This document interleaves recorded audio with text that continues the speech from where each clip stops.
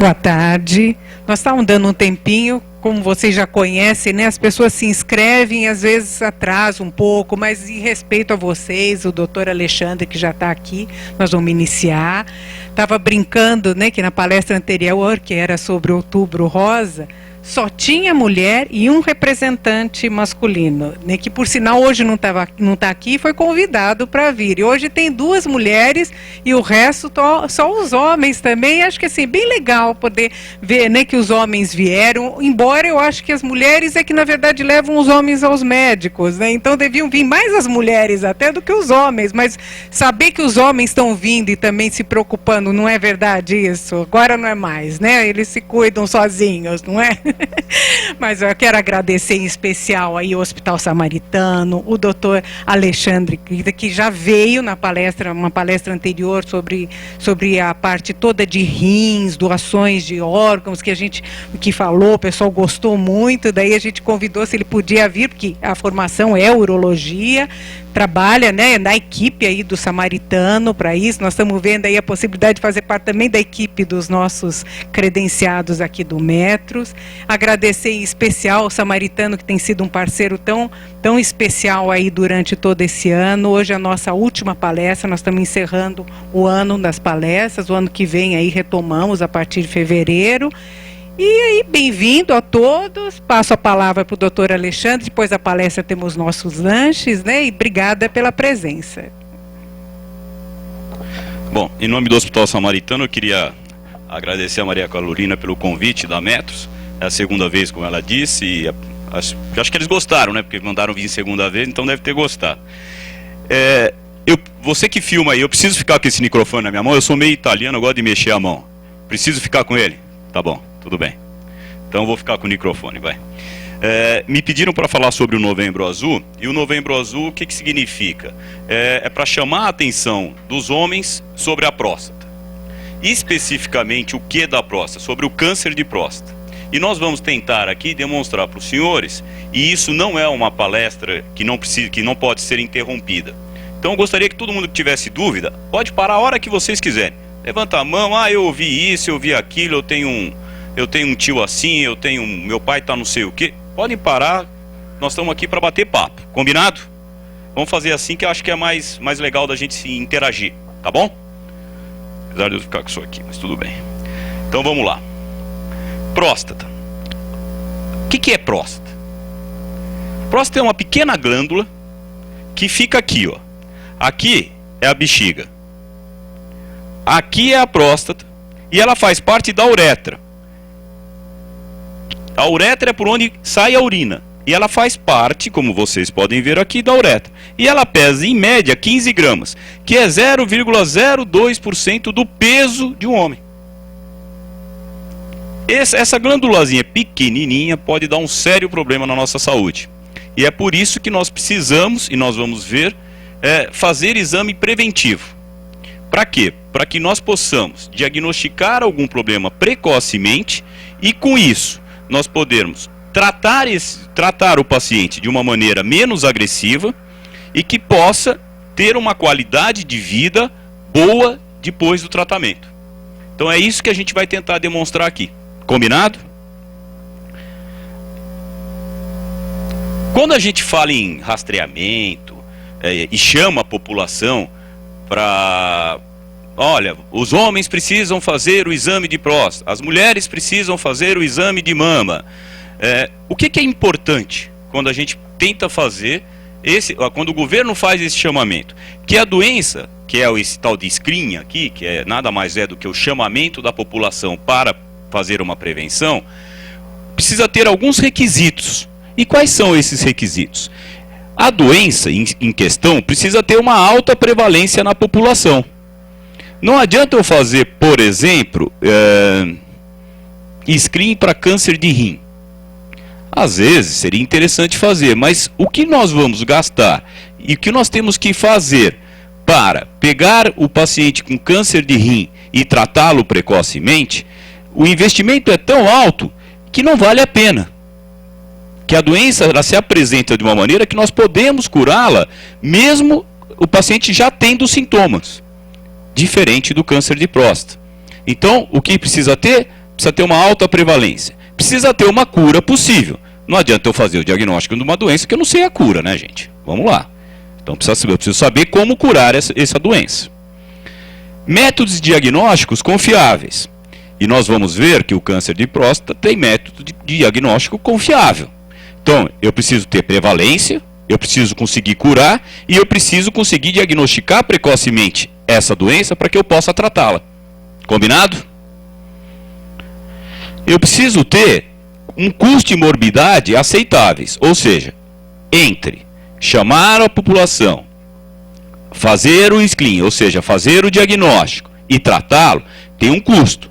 E esse custo precisa ser um custo razoável, porque a verba, como tudo na vida, para a saúde, é para toda a saúde, desde o saneamento base até o câncer de próstata, tá certo? Então, precisa ver qual que é o custo disso. E a doença e a cura precisa ter uma morbidade depois da cura aceitável. Nós vamos ver mais para frente, e depois, se vocês tiverem dúvida, que o câncer de próstata, depois de tratado curativamente, ele pode apresentar, na maioria das vezes, dois grandes problemas, que é perda de urina involuntária, ou seja, você não sente que está perdendo urina, e pode apresentar disfunção erétil. Então, Oi? Não, mas tem cura, tudo isso tem cura. Fica tranquilo. Fica tranquilo que a gente resolve. Então, nós vamos falar um pouco sobre isso também. E precisa melhorar a sobrevida. Não adianta eu vou lá, tem alta prevalência, eu consigo curar, métodos diagnósticos confiáveis e tal, só que a minha sobrevida, o que eu tenho de sobrevida, eu estou incontinente e impotente. O que me adiantou curar do câncer de próstata? Como é que é teu nome? O Honório, pô, que adianta eu ficar vivo assim? Então nós temos que balancear isso. Nós precisamos tratar o paciente e não a doença. Combinado? Então, depois de falar isso, por que é importante, como a gente falou, o câncer de próstata? Esse slide, o outro, vai mostrar o quê? O câncer de próstata, ele é o câncer mais frequente nos homens. Tirando o câncer de pele o câncer de pele sem ser o melanoma, o câncer de próstata é o mais frequente. Nas mulheres é o câncer de mama. Só que o câncer de próstata, ele, apesar de ser o tumor sólido mais frequente, ele é a segunda causa de óbito. Ele é o mais frequente, mas ele é a segunda causa de óbito. Ele pede por câncer de pulmão. Por quê? Porque ele tem uma incidência muito alta. Nós vamos ver mais para frente que, dependendo, se nós vivermos até os 100 anos, nós vamos ter uma grande probabilidade de ter câncer de próstata. Mas nós não vamos morrer do câncer de próstata, nós vamos morrer de outra coisa. Então, o câncer de pulmão é diferente. O câncer de pulmão mata e mata mais rápido. Tá certo? Então, o câncer de pulmão, por isso que aparece que ele é a segunda causa de óbito, apesar dele ser a primeira em incidência, a primeira em prevalência. Tá certo? Ele acomete homens normalmente a partir da 5ª década de vida. Só que ele tem um crescimento lento, na maioria dos casos. Como ele tem um crescimento lento, e nós vamos ver isso, o homem, a gente só vai pensar, e todos os guidelines, o que são guidelines? São protocolos que a gente faz, protocolos entre aspas, que a gente faz, que as sociedades fazem, a sociedade brasileira, a sociedade americana, a sociedade europeia de urologia, que são níveis de evidência de como você deve tratar, como e quando você deve tratar o câncer de próstata. E por ele ter um crescimento lento, o homem, para fazer o tratamento curativo, teoricamente, ele tem que ter uma expectativa de vida maior do que 10 anos. O que ele quer dizer quando a gente faz isso?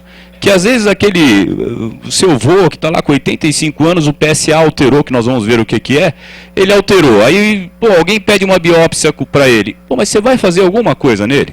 Você vai tratar esse senhor de 85 anos de idade? Às vezes ele tem diabetes, hipertensão, tem Parkinson, Para que eu vou fazer o diagnóstico de câncer de próstata nele se ele tem um crescimento lento? Estão me entendendo? Muito bem. Se tiver pergunta, levanta a mão. O screening, então, ele vale a pena? Vale a pena a gente chamar todo mundo da população, fazer PSA e toque em todo mundo, todos os homens. A partir dos 45 anos de idade, 40 anos de idade, vamos fazer em todo mundo. E vamos fazer biópsia em todo mundo que der alterado? Depende. ele vale a pena dependendo da idade e dependendo de outros fatores que são mais, que apresentam uma doença mais agressiva ou mais precoce, que nós vamos ver. A próstata, que é aqui que eu falei, alguém sabe melhor? A próstata é uma glândula. Alguém sabe o que ela faz no organismo? Para que ela serve? Além de ter câncer? Retém o esperma, produz o esperma. Ela, exatamente isso. Ela produz uma parte do líquido espermático. O líquido espermático, o que é o líquido espermático? Ele é produzido para quê? Para que o espermatozoide se mantenha vivo, e ele é um meio que faz com que o espermatozoide vivo chegue até o óvulo. E para ele chegar vivo, ele precisa da próstata, que produz algumas coisas para mantê-lo vivo, e da vesícula seminal. O que é a vesícula seminal? A vesícula seminal é um órgão que fica atrás da próstata, que são dois saquinhos pequenos. E esses dois saquinhos pequenos, a próstata produz um pouco do líquido espermático, mais ou menos 30%, a vesícula seminal mais ou menos uns 40%, o resto é espermatozoide que vem do testículo. E vem como? Vem desse caninho, ó. Tem um cano que sai da bexiga e um cano que vem daqui. Esse cano que viria daqui é o que vem da vesícula seminal. O espermatozoide é produzido todo o tempo pelo testículo, é diferente da mulher. Então, toda hora que nós estamos... Ele está sendo produzido. Ele é produzido e encaminhado para a vesícula seminal, para aqueles dois saquinhos que eu falei. E a próstata e a vesícula seminal se encarregam de manter esse espermatozoide vivo. Combinado? Se você não usa o espermatozoide por 3 a 7 dias, normalmente 7 dias, ele é absorvido e usado para outra coisa, porque ele é uma proteína. Tá certo? Se ele não, se você usa, o que acontece? A vesícula seminal, quando ejacula, aí a vesícula seminal contrai, que são essas duas bolsinhas que eu falei, ela contrai fortemente e aí é que aparece o ejaculado. Tá certo? Então é para isso que serve a próstata. Só que a próstata ela pode ter um crescimento benigno, não necessariamente maligno. E na grande maioria das vezes o crescimento da próstata é por um crescimento benigno e não maligno. Se der tempo a gente vai falar um pouquinho também do crescimento benigno, tá certo? Só que para diferenciar um do outro, nós vamos precisar fazer alguns exames, que são exames mais ou menos simples, mas que precisam de uma interpretação do médico para a gente não fazer biópsia, por exemplo, de próstata desnecessária, tá bom? Falando um pouquinho mais agora que a gente já sabe o que é a próstata, onde ela fica, da prevenção do câncer de próstata. Não existe prevenção, gente. Não existe. Já se tentou vitamina E, selênio, vitamina D, anti-inflamatório, licopeno, não sei se quem é mais velho pode ter falado em tomate. O tomate primeiro tinha que ser em molho de tomate, viu? Não era tomate. Aí vendiam os comprimidos, licopeno e tal. Bom, não adianta, tá? Cientificamente não tem nada provado que previna câncer de próstata. Então nós temos que fazer a prevenção exatamente por causa disso. Só que hábitos saudáveis, a incidência é menor. Por exemplo, aqui, só para vocês entenderem esse gráfico. Aqui imagine que a gente pegou um monte de ratinho. De um lado a gente pegou ratinho e injetou tumor de próstata. No outro nós pegamos um ratinho e injetamos tumor de próstata. 2 grupos de ratinho. Só que a dieta foi rica em gordura animal. E o outro foi pobre em gordura. O crescimento do tumor foi 20 vezes maior em quem teve dieta rica em gordura. Ele cresceu muito mais rápido. Então, dieta pobre em gordura animal, rica em cereais, alimentos derivados da soja. Licopeno não vale, derivados da soja não vale. Cereais, frutas e vegetais, hábito de vida saudável. E pobre em gordura animal tem menor incidência de câncer de próstata. Combinado?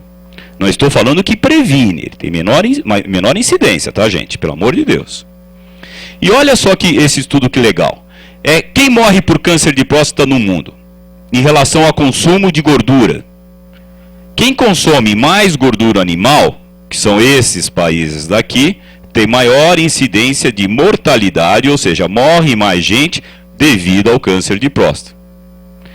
E pessoas que comem pouca gordura animal têm menor incidência de morte por câncer de próstata.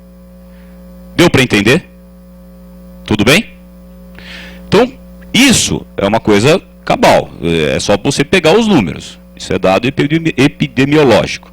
Tá certo? Então, você vai nos países, pega os dados, e é isso que acontece. Como um outro trabalho mostrando agora a incidência de câncer de próstata. Lógico, se morre mais é porque incide mais. Então, Japão incide menos. Estados Unidos incide mais, morre mais. Tá certo? O Brasil está mais ou menos igual aos Estados Unidos, vai, se a gente for entrar em detalhes do Brasil em si. Aqui é só para mostrar a estimativa de morte por câncer de próstata e incidência. Você vê que a incidência do câncer de próstata é praticamente 3 vezes a do pulmão, só que a mortalidade do pulmão é praticamente 3 vezes a do câncer de próstata. Entenderam? Se tiver alguma coisa errada aí, vocês me avisam no meio do caminho, hein? Bom, o que acontece? Se um homem viver até os 80 anos de idade, se pegarmos 6 homens aqui, de 6 a 7 homens, um de nós vai ter câncer de próstata. Se nós tivermos vida suficiente para ter câncer de próstata. Tá certo? E o que acontece?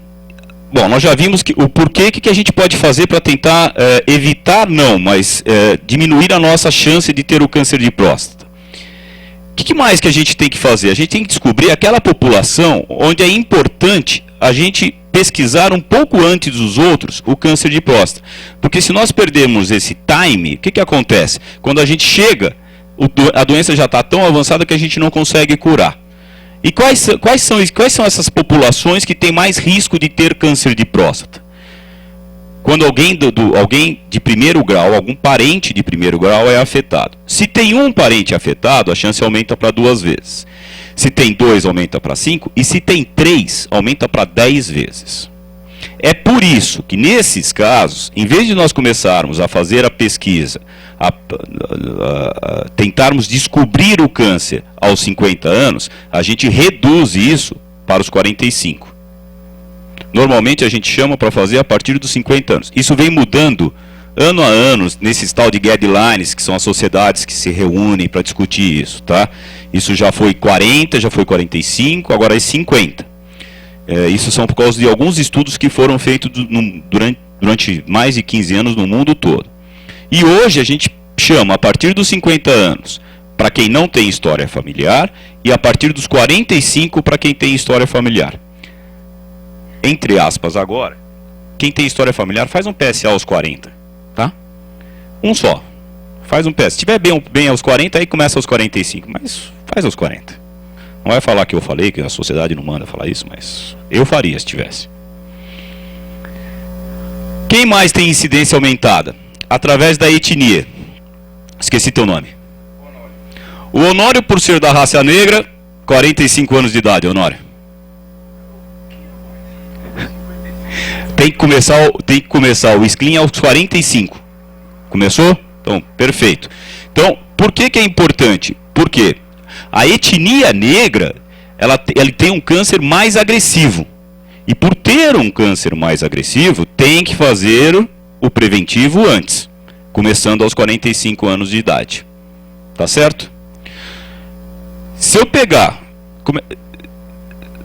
Sérgio, descendente de japonês, certo? Não estou louco. Tá.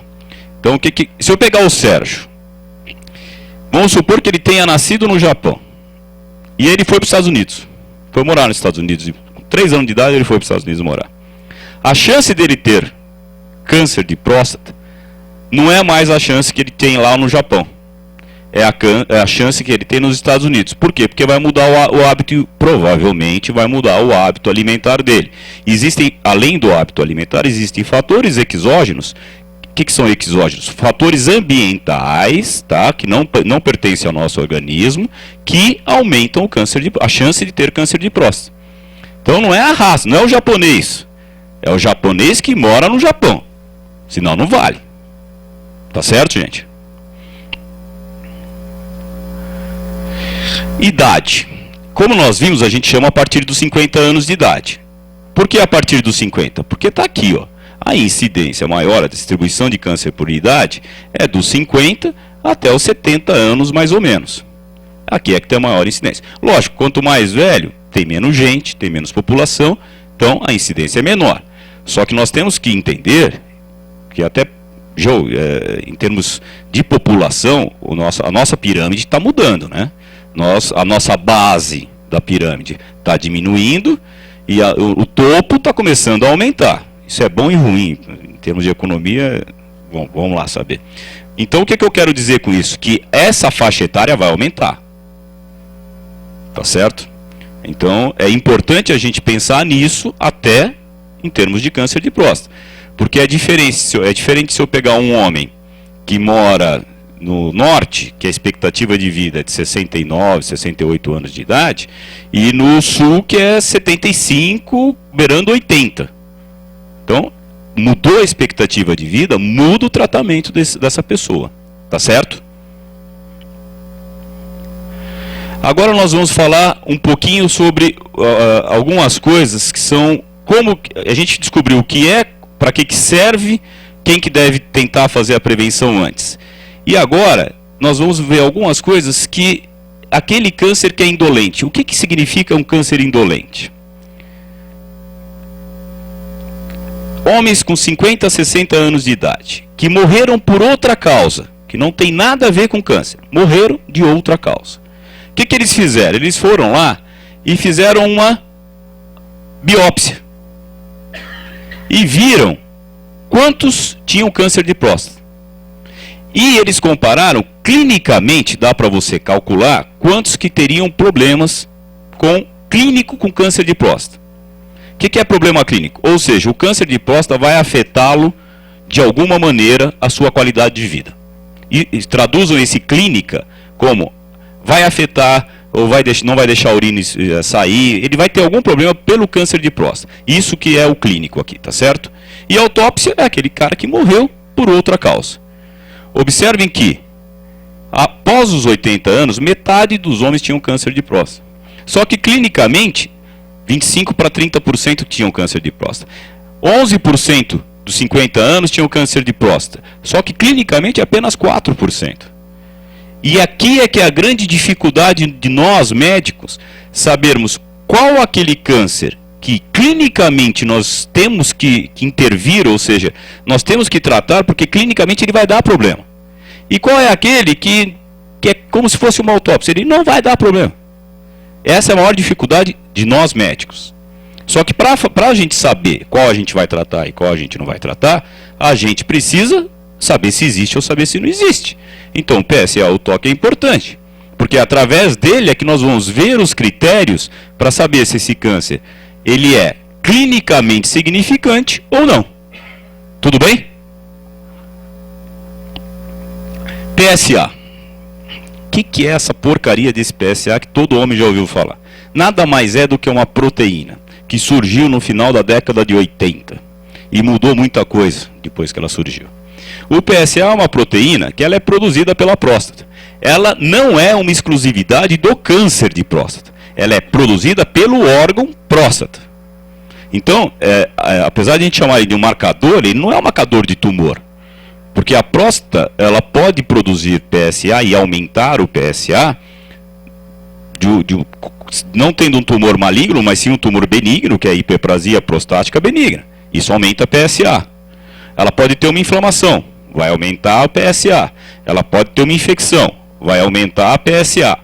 O homem, sem ter aumento de próstata, conforme vai passando a idade, ele vai ter um aumento de PSA. Então, alguém sabe qual é o valor normal de PSA? Quem falou? Levanta a mão, só para eu falar. 2,2, 4, até 4. Tá. Então eu vou te falar, eu não sei o valor do PSA normal. O PSA tem que ser totalmente individualizado e nós vamos mostrar o porquê. Então não é 2,5 que vem no laboratório, até 2,5, e antigamente até 4, tá? Mudou-se, era 4, de uns 5 anos para cá, passou para 2,5. Eu vou mostrar o porquê. Mas na verdade o PSA, nós temos alguns fatores que influenciam nele. Então um PSA Para uma determinada pessoa, um PSA de 6 pode ser normal, e para outra pessoa, um PSA de 6 pode ser um indicativo de uma doença agressiva. Combinado? O PSA, um câncer produz 3 nanogramas por grama, não vou entrar em detalhes, mas produz 10 vezes mais PSA do que uma glândula benigna. Por isso que ele é importante para a gente. Porque quando o PSA se altera, ele aumenta, e a glândula tem um tamanho normal, o que isso está significando? Que tem alguma célula que está produzindo mais PSA do que deveria. E é essa célula que é cancerígena. Então nós precisamos fazer essa distinção, para nós sabermos se nós vamos ou não realizar uma biópsia. Manda.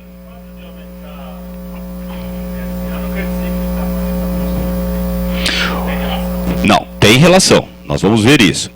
O crescimento da próstata, do crescimento do PSA, eu vou mostrar um gráfico, mas já para adiantar. Ele pode ser feito da seguinte maneira. Pode usar isso aqui?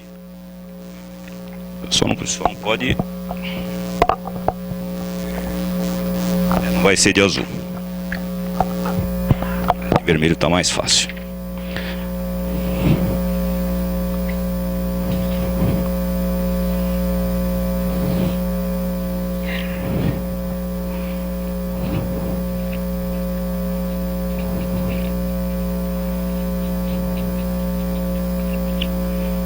PSA, ele pode crescer assim.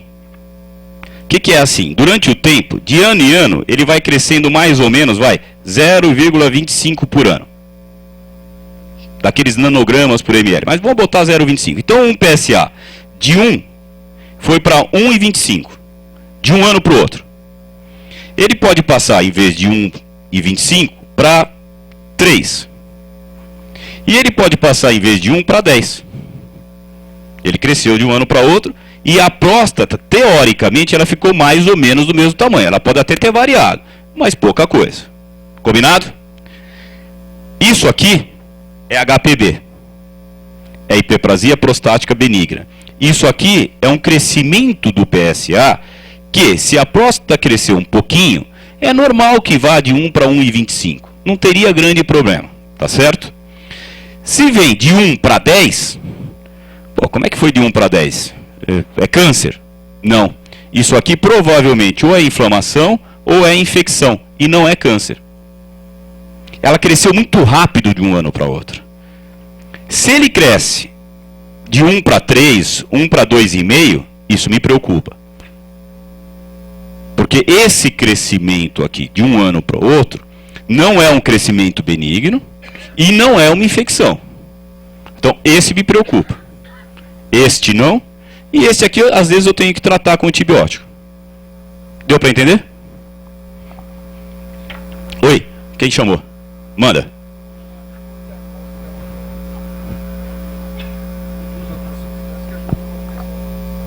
Isso mesmo. PSA é uma dessas substâncias. É uma dessas substâncias. Não. O espermatozoide, quando ele tem problema por causa do testículo. Pela produção. Não onde ele fica armazenado. É isso que eu quero dizer. Então o PSA, por exemplo, ele atua no armazenamento e não na produção. Não vai alterar absolutamente nada isso aqui. Nada. Tá bom? Podemos tocar? Então, como é que a gente faz? Quando o homem vem e fala, vim fazer o preventivo de próstata, o que a gente tem que fazer? Tem que pedir o PSA, obviamente, temos que pedir o PSA, por causa de tudo aquilo que a gente falou. O toque é necessário ainda? Examezinho desagradável, né? Mas é necessário? É necessário.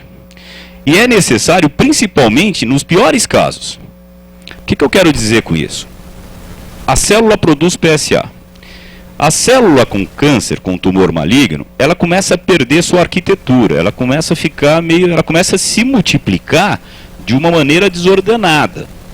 E essa coisa desordenada que ela começa a ficar, ela começa, às vezes, a produzir menos PSA. Então aquele câncer mais agressivo, em vez de produzir um PSA que vai de 1 para 3, ele vai de 1 para 1,8, 2... Só que o tumor é muito mais agressivo do que o que foi para 3.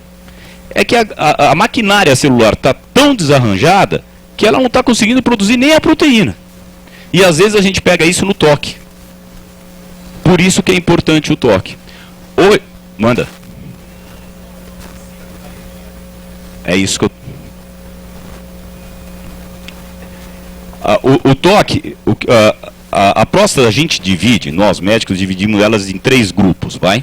Que é a zona periférica, a central e a de transição que fica entre as duas. Aonde nasce o câncer de próstata? Em 70, 80% das vezes, na zona periférica, que é onde o dedo alcança, que é por isso que é feito o toque, porque a maioria dos cânceres nasce ali.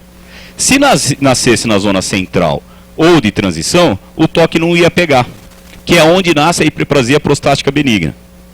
São em regiões diferentes da mesma glândula, tá certo? Então é por isso que é importante o toque. Isso e isso que eu acabei de falar.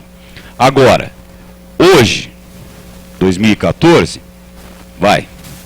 90%, mais dos 90% dos cânceres de próstata são descobertos através do PSA. Isso eu não tenho a menor dúvida. Só que eu acho que nós estamos fazendo mais biópsia do que a gente devia também. O senhor me entendeu? Respondido a pergunta? Então a gente precisa fazer os dois, combinado, gente? Toque e 70 anos de idade. Eu fiz o toque o ano passado, o paciente voltou comigo. O PSA dele é normal, ele está com 70 anos, assintomático. Não quer fazer? Tá bom, vai, esse ano eu deixo o senhor passar. Volta o ano que vem. A Sociedade Americana de Urologia prega, e existe muito um fator financeiro aí, então a nossa sociedade não prega isso. Nós achamos que tem que ser anual essa prevenção, tá certo? Mas a americana elas querem fazer de 2 em 2 anos. Dependendo do valor do PSA e sem sintomas, eles querem fazer de 2 em 2 anos, e não mais anual. Aqui a gente acha... Pô, já não é fácil chamar os homens para fazer... Se falar que pode fazer de 2, vira 10 em 10, né? Eles não vêm mais. Aí, cara, não precisa mais essa porcaria. Bom, e por que é importante o PSA? Porque o valor do PSA vai interferir em 2 coisas. A doença está localizada. O que a gente chama de doença localizada? Ela está encapsulada dentro da próstata. Ela não saiu de lá. O valor dele vai influenciar nisso e vai influenciar na expectativa de recidiva ou de morte da doença. Então, esse número PSA é muito importante para a gente. Esse número 0 a 4, 4 a 10, maior que 10, isso aqui é risco de câncer de próstata. Risco do paciente ter o câncer de próstata com PSA de 0 a 4, de 4 a 10 e maior que 10. Tá certo? Era 4, né? PSA entre 2 e 4. Chance de ter câncer chega a mais de 1/4. Isso são alguns estudos que foram feitos no final da década de 90 para a década de... Por isso que mudou. Por isso que não é mais 4. Não é mais 4, começou 2,5. Mas por tudo que eu já falei, não adianta querer interpretar a PSA. Não adianta. Leva para o médico, deixa ele interpretar. É melhor. Senão você vai ganhar uma biópsia, às vezes, de graça. Valores normais de PSA, agora, de 40 a 49, de 50 a 59, de 60 a 69. Depende. Eu vou contar depois 2 casos, aí a gente fala sobre isso. Isso aqui é... Por que é importante a gente fazer o diagnóstico mais precoce e ter um PSA menor? Quando a gente pega um PSA entre 0 e 4, a chance do indivíduo estar livre de doença em 10 anos é de quase 90%. Está explicado por que o PSA é importante, né? Isso aqui são maneiras de interpretar o PSA. Eu vou falar um pouco mais para frente. Que a gente usa algumas coisas diferentes, alguns artifícios para falar se nós vamos ou não indicar uma biópsia, tá certo? Como eu já tinha falado, esse T1C interprete isso aqui como alteração do PSA e todo o resto como toque alterado. Observem que aqui foi onde nasceu o PSA. 90% hoje é o PSA alterado. O toque, 5 a 10% está alterado. Tá certo? Toque alterado é um pior prognóstico. E aí, se o toque está alterado, biópsia. Não interessa o valor do PSA, tá, gente? Não me interessa. Pode estar PSA de meio, toque alterado é igual a biópsia. Combinado? Toque não está alterado. Indicação de biópsia. PSA alterado. Ah, o que é PSA alterado, como eu vinha falando? Opa, apertei o negócio errado. O que a gente faz? Se o PSA é muito baixo, não precisa fazer nada. Se o toque está normal, o PSA é muito baixo, não precisa fazer nada. Se não, se nós estamos em dúvida, o que a gente faz? A gente começa a usar algumas coisas. A gente usa o volume da próstata.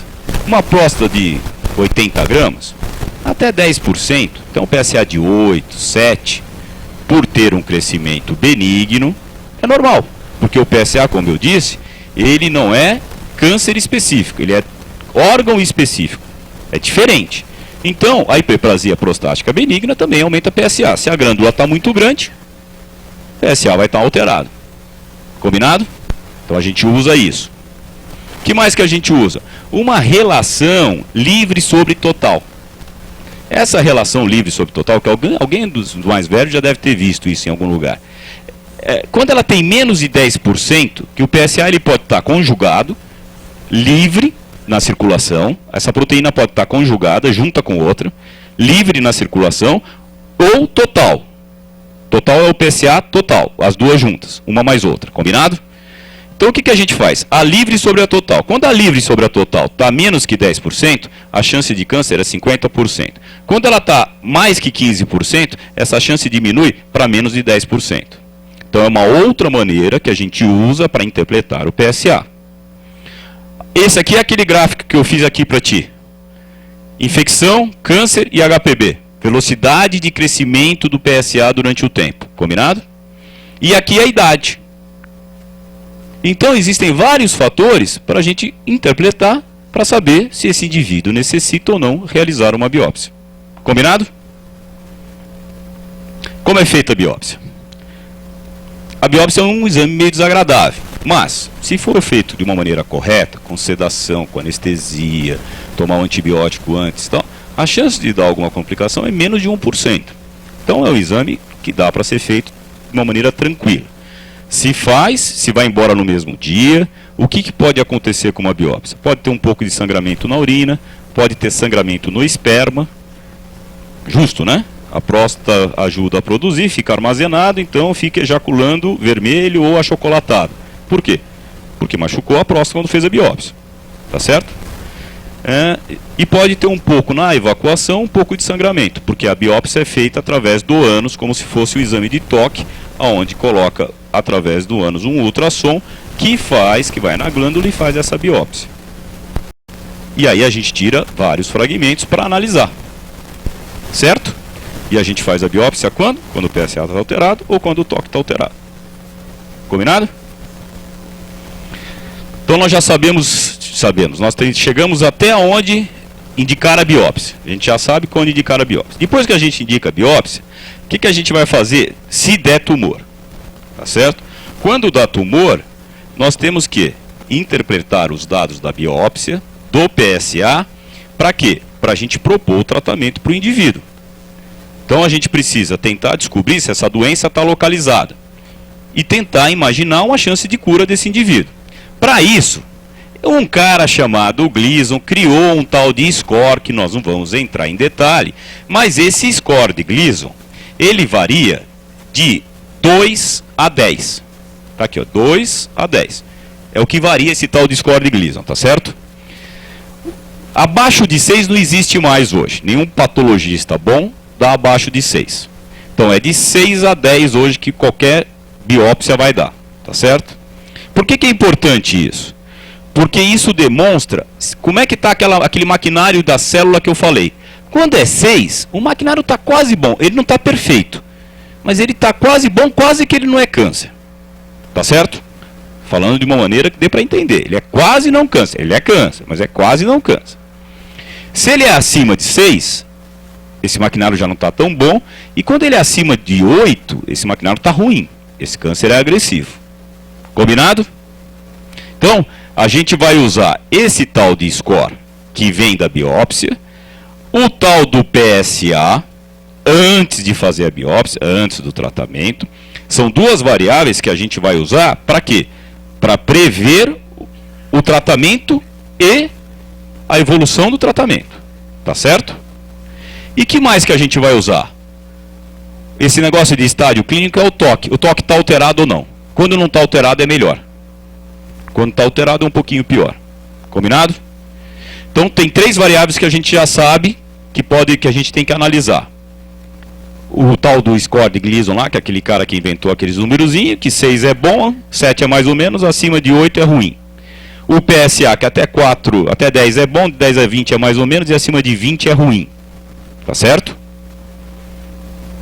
O toque quando não tem nada é bom, quando tem já não é tão bom, e nada mais justo do que usar, vamos supor que eu tirei 10 fragmentos, vai. Normalmente a gente tira no mínimo 12 hoje em dia, tá, gente?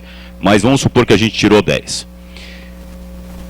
Se eu tirar 10 fragmentos e um só vier com tumor, é diferente de eu tirar 10 fragmentos e, sei lá, 8 virem com tumor. Todo mundo concorda? Por quê? Porque na mesma glândula, eu tirei 10 fragmentos, veio um com tumor. Pô, tudo bem, tem tumor, mas não parece ter tanto tumor assim. Agora, se eu tiro 10, vem 8, vem 9, pô, tem tumor pra caramba dentro dessa glândula, hein? Isso me representa volume... Hã? Não? Isso me representa volume do tumor. Então, isso também é uma variável de prognóstico para mim. Então, nós usamos essas 4 variáveis hoje em dia, PSA, TOC, o tal do Gleason e o volume de tumor, para saber se a doença está localizada ou se ela se espalhou já. Quando está tudo bom, a chance de cura é maior. Quando está tudo ruim, a chance de cura é menor e nós temos que tratar mais agressivamente. Só que a gente só vai saber tudo isso se a gente fizer o exame preventivo. Senão a gente não vai saber nada disso. Então, às vezes, a gente tem que fazer tudo isso para falar para o paciente, olha, não faz nada. Segura um pouco. Vamos ver o que vai acontecer. Combinado? Como eu falei, usando aquelas variáveis, a gente vai saber se está dentro do órgão só ou se já saiu. Em 10 anos, quando está tudo bonzinho, 90% estão curados. Isso aqui é a mesma coisa em anos. Aí nós chegamos no tratamento. Certo? Nós já fizemos biópsia, então, já sabemos as variáveis, chegamos no tratamento. Vamos tratar câncer de próstata? Tá bom, vamos tratar. Quais são os tipos de tratamento? Pode falar. Não entendi. Não. O câncer de próstata é sempre o adenocarcinoma. É sempre o adenocarcinoma. Dentro do adenocarcinoma é que vem essas variáveis todas que eu estou falando aqui. Mas não é sempre o adenocarcinoma. Medicina, a gente nunca pode falar isso. 99% das vezes é adenocarcinoma. 1% é sarcoma, são outros, leiobiosarcoma, são outras coisas. Tá certo? Mas todos são adenocarcinomas, entre aspas. E como é que nós tratamos? Nós podemos tratar através de cirurgia e radioterapia. Bracterapia pode ser feito? Pode.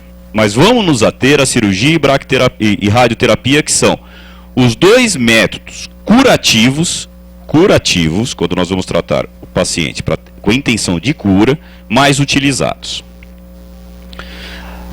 Aí, a cirurgia, ela pode ter 3 vias de acesso. O que é via de acesso? É como chegar à próstata. A única diferença das cirurgias é como que eu vou chegar até a próstata. Ela pode ser com um corte, abrindo, pode ser através de laparoscopia, que hoje em dia não fazemos, mas depois que chegou o robô, ou faz aberta. A laparoscopia nos Estados Unidos, por exemplo, não se faz mais. Ou se faz robótica, ou se faz aberta. Tem diferença entre robótica e aberta? Tem diferença na experiência do cirurgião. Se você pegar um cirurgião com uma experiência muito grande em robótica e um cirurgião com uma experiência muito grande em cirurgia aberta, os dois vão ter o mesmo índice de incontinência urinária, o mesmo índice de impotência sexual e o mesmo índice de cura. Tá bem entendido? Então, o robô não é melhor para essas coisas.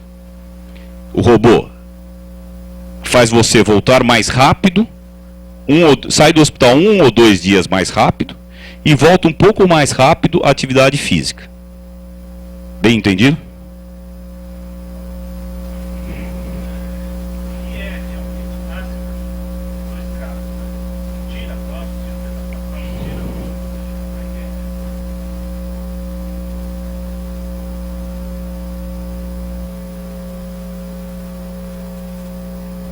Oh, meu Deus, tinha que ser lá no começo. É que é mais fácil para eu te explicar. A próstata, como eu falei, aqui é a bexiga. Fica logo abaixo da bexiga. O que a gente faz com a cirurgia? Corta aqui. É tudo igual. Tudo igual. O que eu falei, muda como chegar lá. O resto é igual. Um ou outro detalhe técnico muda. Corta aqui. Corta aqui. O que está atrás daqui, que é a vesícula, que eu falei, que é aquelas 2 saquinhos, sai junto com isso aqui. Então sai em bloco. Você levanta e tira. Ficou a bexiga aqui e a uretra aqui. Concorda? Problema de cano agora, né? Nós temos que fazer os dois chegarem um no outro. O urologista, na maioria das vezes, é problema de cano. É rim que não entope, é problema de cano. Então, você tirou isso aqui, o que a gente faz? A gente molda isso aqui e joga aqui para baixo. E costura isso com isso. Não, remove mesmo. Oi. Aí, por que dá incontinência? Entenda bem. Nós estamos falando, vamos falar de excelentes cirurgiões, tá certo?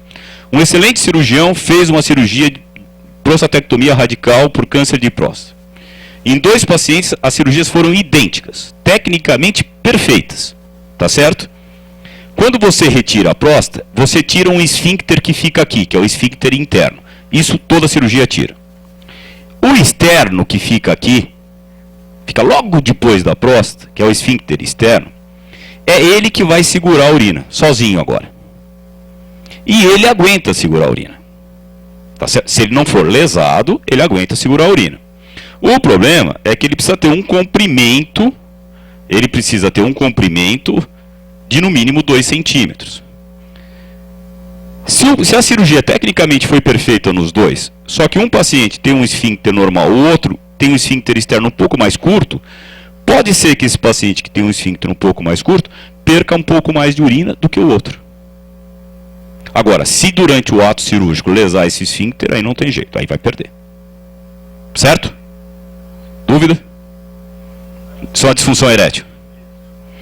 A disfunção erétil, qual que é o grande problema? A cirurgia, ela querendo ou não, ela vai afetar um pouco o indivíduo. A gente pode fazer o máximo para preservar, só que nós temos que ser oncologicamente, ou seja, nós temos que tirar o câncer. Não adianta eu operar, deixar o paciente com câncer e potente. Então não devia ter operado, tá certo? A cirurgia, o nervo e o feixe vasculo nervoso, porque na verdade a ereção ela não é dada só pelo nervo, e sim por um sistema vascular, tá certo? Ele corre bem aqui, ó, bem do ladinho da parte periférica da próstata, mas bem colado nela. Então você precisa preservar esse feixe vasculo nervoso. Se o cirurgião preservar o feixe vasculo nervoso, o paciente vai ter ereção. Vou lhe dar um exemplo. Homens com 50 anos de idade, 0 de déficit de ereção, 0, normal. Cirurgia bem feita, nenhum fica impotente. 70 anos, já não está tão bom, já tem que tomar de vez em quando um Viagra, tal, vai fazer a cirurgia, vai piorar. Respondeu mais ou menos? Então vamos voltar. Bom, eu falei da cirurgia. Qual o outro tipo de tratamento curativo que nós temos? A radioterapia. A radioterapia, a radioterapia mudou muito. Isso aqui é a bracterapia. Eu botei, na verdade eu fiz de propósito. Eu botei a laparoscópica, que a gente não usa mais, e a bracterapia como é feita. Por quê? Porque a bracterapia é feita naqueles casos muito especiais. Por isso que a gente não vai comentar. Agora, a radioterapia, isso aqui não. Isso aqui é um trabalho, só para vocês entenderem, qual é o tratamento mais feito nos Estados Unidos na década nos últimos 3 anos, no final da década de 90. Isso aqui é cirurgia. Isso aqui é radioterapia ou bracterapia. Então qual que é melhor? Eu sou cirurgião, então eu sou suspeito. Sempre andem com o pé atrás comigo com cirurgia, por favor. Esses outros 2 tratamentos são não tratamentos. Você não opera e nem faz radioterapia. acho que não vai dar tempo da gente explicar. Mas o tratamento mais utilizado no mundo é a cirurgia. Só que a radioterapia ela melhorou muito. Por que que melhorou? Porque as máquinas melhoraram. Não foi a radioterapia que melhorou. Não foi o radioterapeuta que melhorou. O radioterapeuta tem oportunidade hoje de usar umas máquinas muito melhores do que há 10 anos atrás. Há 10, 15 anos atrás, quando se comparava cirurgia e radioterapia, a cirurgia ganhava sempre, em termos de sobrevida. Por que que ganhava sempre? Porque a máquina não dava radiação suficiente na próstata e, além disso, afetava os órgãos adjacentes. O reto, a bexiga, então incomodava para evacuar, incomodava para... Podia dar sérios problemas, tá certo? Hoje a máquina evoluiu. Ele consegue dar mais radiação na próstata para curar, com menos efeito colateral, porque pega menos órgãos adjacentes. Combinado? Mas, isso aqui é segundo tratamento. O que é segundo tratamento? Eu fiz um tratamento e falhou. Com a cirurgia, 14%. Com a radioterapia, 27%. Esse não dá para roubar. Se o cara tratou com cirurgia e teve que fazer tratamento de novo, quer dizer que recidivou. Se o cara tratou com radioterapia e teve que fazer tratamento de novo, recidivou.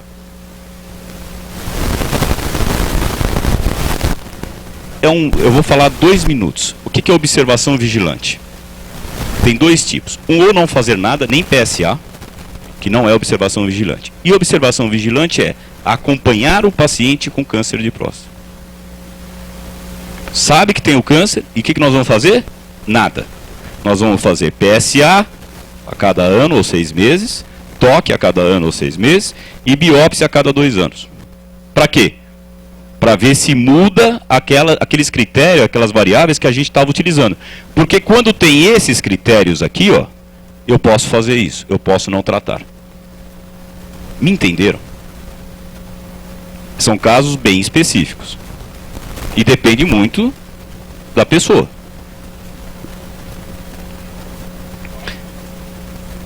É que assim, eu falei que existe um tal de score de Gleason, que varia de 2 a 10. O grau é porque, para fazer o score, eu uso o padrão. O padrão é padrão de 1 a 5. Entendeu? Padrão 4 ou 5 não pode ter na biópsia para poder fazer o acompanhamento. Conseguiu entender? Tá. E por que eu estou falando tudo isso? Porque da glândula normal até começar o tumor, ele virar um tumor microscópico, ter progressão, ter fatores exógenos que são de fora e aparecer clinicamente, mais de 10 anos no mínimo. Então aquele paciente que a gente fez o diagnóstico de câncer de próstata, esse câncer começou a crescer há uns 8, 10 anos atrás. Entendido? Bom, vai ter que só... E eu devo sempre tratar o paciente com câncer de próstata e não a doença. E eu quero mostrar isso aqui porque... O que é comorbidade? É se o paciente tem pressão alta, diabetes e tal. Existe um score disso, tá, gente? Não precisa saber, mas existe um score. Quando ela é mínima e eu trato o paciente com radioterapia e hormônio, a minha sobrevida é melhor. Ou seja, a chance do paciente morrer por qualquer coisa, inclusive pelo câncer, é melhor quando eu trato com rádio mais hormônio. O que é hormônio? Só para vocês entenderem. O câncer de próstata, ele não nasce por causa do hormônio, mas ele cresce mais rápido por causa do hormônio. Então, um homem que repõe testosterona e tem câncer de próstata, o câncer vai explodir. O homem que não tem câncer de próstata e repõe testosterona, não vai acontecer nada. Combinado? Hormônio, o que eu faço? É uma castração química, eu diminuo testosterona. Tá certo? Então, toda vez que vocês fizeram hormônio aqui, é testosterona abaixo de 0. Abaixo de 0. Abaixo, zerada. Tá certo? Se eu não tenho comorbidade, ótimo, eu posso fazer isso. Se eu tenho comorbidade moderada ou severa, a curva se inverte. Ele morre do tratamento e não da doença. Me entenderam? Então, para a gente poder interpretar tudo isso, a gente precisa todas essas variáveis, sentar e conversar. Tá? Porque depois que a gente conversa tudo isso, ainda a gente chega e fala assim, o que você quer fazer? Aí o cara olha para você e fala, você está de brincadeira, né, doutor? O que eu quero fazer? Mas a verdade é essa. Isso aqui só para apresentação do câncer. O que é a apresentação do câncer? Como chegava o paciente com câncer de próstata? Na década de 40, com metástase óssea. Não andava. Década de 70, metástase assintomática. Começou a aparecer, a gente sabia que tinha algumas coisas que a gente podia dosar no sangue, que se tivesse alterado a gente tinha que ir atrás. Tinha metástase, mas o doente ainda estava bem. Surgiu o PSA. Década de 90, elevação do PSA. Hoje, 90% a 95% elevação do PSA. Por que isso é importante? Para a gente saber, quando a gente trata doença metastática. Câncer de próstata metastático não tem cura. Não, não tem cura. Mas dá para você manter qualidade de vida e dá para você manter o paciente vivo por mais de 10, 15 anos. E nos últimos 2 anos surgiram mais de 4 drogas novas para câncer de próstata metastático. O que eu quero dizer com isso? Que você vai mudando o tipo de terapia que você vai usar e você consegue ter qualidade de vida e tratamento para essa doença hoje em dia. Tá certo? E sempre que for fazer o tratamento, é aquilo que eu já falei, é diferente aos 50 e aos 70. Isso aqui quando a expectativa de vida, em média, do homem é 76 anos de vida. Por isso que eu sempre ponho para tratar o paciente e não a doença. Reposição de hormônio eu não vou falar por causa do tempo, mas é aquilo que a testosterona faz. Ela melhora essas coisas, músculo, memória, libido, densidade, tem que ter critérios para fazer reposição, mas ela, quando não tem câncer, quando tem câncer e você não tem testosterona, o câncer fica igual ou diminui durante um tempo. Se você dá testosterona, o câncer sai disso para isso. Combinado? Mas ela não faz o câncer de próstata, ela não faz surgir o câncer, ela faz ele crescer. Não vou falar de crescimento benigno, mas crescimento benigno no homem é o mais frequente. Vocês vejam aqui, crescimento benigno com 80 anos de idade, mais ou menos 80%. E aqui vai mostrar a necessidade de cirurgia. Essa necessidade de cirurgia tem um fator aí que não é muito legal. Ó, próstata, ela vai crescer e vai fechar o canal que sai da bexiga, que é a uretra. Vai crescer e vai fechar. Fechou. Precisa tratar. Pode tratar com remédio, pode tratar com cirurgia. A cirurgia pode ser aberta ou pode ser por via endoscópica. Crescimento benigno, nós estamos falando. Crescimento benigno vai dar disfunção erétil? Não falei que sai na parte periférica, os nervos, do lado? Não. Se você tratar só dentro, o miolo, não dá. Combinado? Na fase inicial do crescimento benigno, vai aumentar a frequência de você ir ao banheiro, vai dar aquela sensação de que estou chegando em casa, não dá tempo de abrir a porta para chegar no banheiro, e vai levantar à noite para urinar. Isso é uma fase que está fechando aqui, mas o músculo da bexiga está compensando. Imagine a bexiga. Ela foi criada para quê? Armazenar líquido em baixa pressão. Para isso. E na hora de expulsar, ela vai contrair harmonicamente para sair por esse ladrão, que é a próstata. Quando aqui começa a fechar, ela aumenta a pressão para sair. Combinado? Fechou muito, ela aumenta a pressão, mas ela já não aguenta mais esvaziar tudo. Começa a sobrar urina. Então o jato fica fraco, não sai tudo da urina, até que chega ao ponto dela ter retenção e ter que passar uma sonda. Aí você passa um cano para esvaziar isso. Como eu voltei a falar, problema de cano. Aqui eu não vou falar. Os sintomas da hiperplasia prostática benigna, eles variam. Eles variam sem tomar remédio. O paciente durante 3 meses pode passar um pouquinho mais mal, depois ele melhora, depois ele piora, e o fluxo da urina, a mesma coisa. Os sintomas melhoram, o fluxo da urina também melhora. O fluxo diminui, aí ele vai indo ao médico. E a gente trata como? Dependendo da intensidade dos sintomas. Existe um score para isso, a gente pode acompanhar, que normalmente a gente faz, usar drogas, existem 2 tipos básicos de drogas, ou fazer cirurgia. Para terminar, 1 hora, eu gosto de... Isso aqui serve, acho que não só para medicina, mas serve para tudo. Leis de Loeb. Regras de terapêutica. Se o que você está fazendo bem, continue fazendo. Se o que você está fazendo não está fazendo bem, pare de fazê-lo. Se você não sabe o que fazer, não faça nada. E nunca faça o tratamento ser pior do que a doença. Isso eu acho que é o mais importante. Por fim, saiu todo mundo em dúvida que faço PSA, não faço, faço toque, não faço.